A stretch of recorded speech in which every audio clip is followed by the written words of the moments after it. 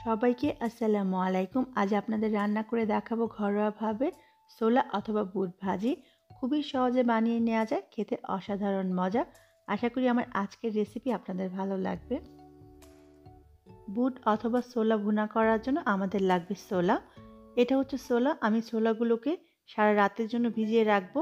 Minimum 6 থেকে 7 ঘন্টা ভিজিয়ে রাখতে হবে। ছোলাগুলোকে সারা রাত ভিজিয়ে রাখার পরে স্বাদ অনুযায়ী লবণ দিয়ে আমি খুব ভালো করে সেদ্ধ করে নিয়েছি। আজকে রান্না করার জন্য আমি হাফ কেজি ছোলা ব্যবহার করছি।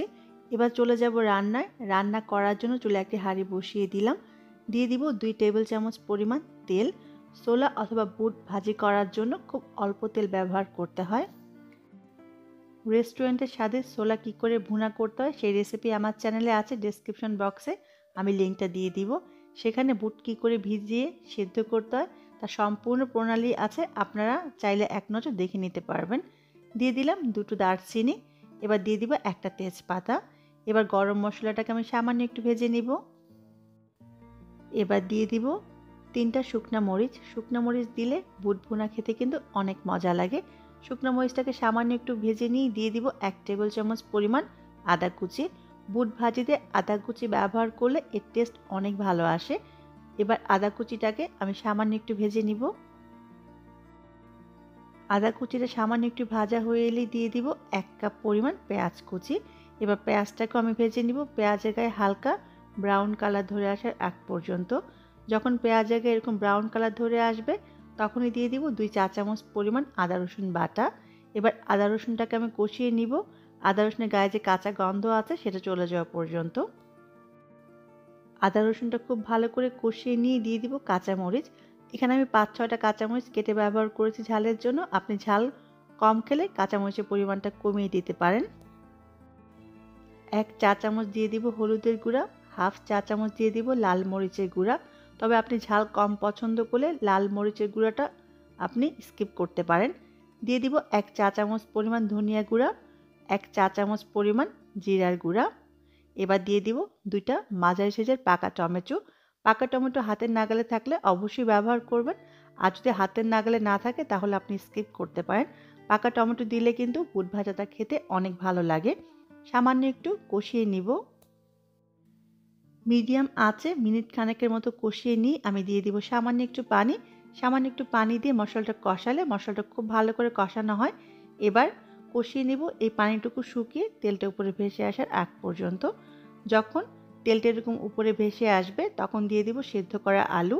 এখানে মাঝারি সাইজের 2টা আলু আমি সেদ্ধ করে হালকাভাবে চটকে নিয়েছি। আলুটাকে কিন্তু একেবারে ভর্তা করা যাবে না, আধা ভাঙা করে তারপর ব্যবহার করতে হবে। যদি কোনো বড় টুকরা থাকে এভাবে ভেঙে দিতে হবে। বুট ভুনাতে আলু সিদ্ধ ব্যবহার করলে বুট ভুনাটা একটু মাখা মাখা হয়, খেতে কিন্তু অসম্ভব মজা হয়। আলুটাকে আমি 2 থেকে 3 মিনিটের মতো কষিয়ে নিয়ে দিয়ে দিব সেদ্ধ করে রাখা বুটগুলো। এবার দিয়ে দিব সামান্য একটু লবণ। লবণটা বুঝে ইউজ করবেন, কারণ ছোলাটা সিদ্ধ করার সময় আমি লবণ দিয়েছিলাম। আলু আর পেঁয়াজের জন্য যতটুকু লবণ লাগবে সেটা বুঝেই লবণটা ব্যবহার করতে হবে। খুব ভালো করে নেড়ে মিশিয়ে আমি মিনিট খানেকের মতো কষিয়ে নিব। এবার দিয়ে দিব 1 কাপ পানি। এই পানিটুকু দেওয়ার জন্য আলু এবং মশলাটা খুব ভালো করে বুটের সাথে মিশে যাবে। এবার খুব ভালো করে নেড়ে মিশিয়ে চুলা আঁচটা মাঝারি করে আমি ঢেকে দিব 10 থেকে 12 মিনিটের জন্য। ফিরে এলাম 10 মিনিট পরে। এর মাঝে কিন্তু আমি 2 একবার নেড়ে দিয়েছিলাম যাতে নিচে লেগে না যায়। এবার দিয়ে দিব হাফ চা চামচ পরিমাণ গরম মশলা। এই গরম মশলা দেওয়ার জন্য খুব সুন্দর একটা ফ্লেভার আসবে। এবার চুলা আঁচটা বাড়িয়ে আমি আবারও বুটগুলোকে কষিয়ে নেব এই পানিটুকু শুকিয়ে একেবারে মাখা মাখা হয়ে আসার আগ পর্যন্ত। এবার দিয়ে দিব 2 থেকে 3 টেবিল চামচ পরিমাণ ধনেপাতা কুচি। দেখুন বুটটা কিন্তু একেবারে মাখা মাখা হয়ে আসছে, যে পানিটুকু দিয়েছিলাম পানিটুকু সম্পূর্ণ শুকিয়ে গেছে। বুট অথবা ছোলা ভুনা একটু মাখা মাখা হলে মুড়ি দিয়ে খেতে কিন্তু অসম্ভব মজা লাগে।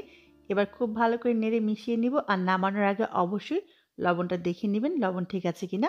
ব্যাস রেডি হয়ে গেল খুবই মজার ঘরোয়াভাবে বুট ভাজি অথবা বুট ভুনা। এবার আপনি আপনার পছন্দ মতো পরিবেশন করুন খুবই মজার ছোলা ভুনা। রেসিপি ভালো লাগলে প্লিজ আমার চ্যানেলকে সাবস্ক্রাইব করার অনুরোধ রইল। সবাই অনেক ভালো থাকবেন, আমার জন্য দোয়া করবেন। আবারও দেখা হবে। আল্লাহ হাফিজ।